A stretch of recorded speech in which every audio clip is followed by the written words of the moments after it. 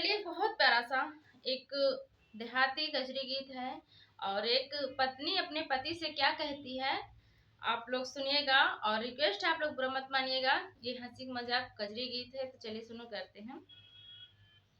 हमका भावे नहीं, हमका भावे नहीं, घर के तोर परानी पिया, बड़ी परेशानी पिया ना, हो बड़ी परेशानी पिया ना।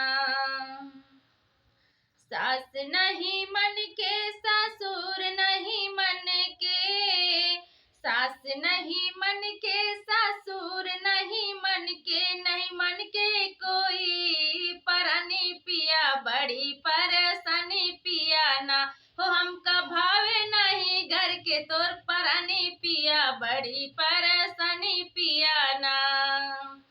तो वो पत्नी अपने पति से कह रही है, और आप लोग भी ध्यान से सुनिएगा कि हमका भावे नहीं,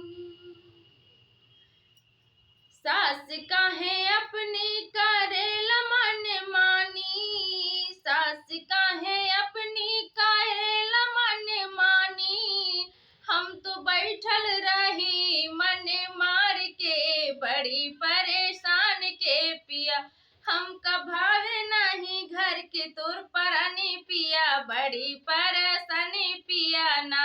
हमके भावे नहीं, हमके भावे नहीं, घर के तोर परानी पिया, बड़ी परेशानी पिया ना, ओ बड़ी परेशानी पिया ना।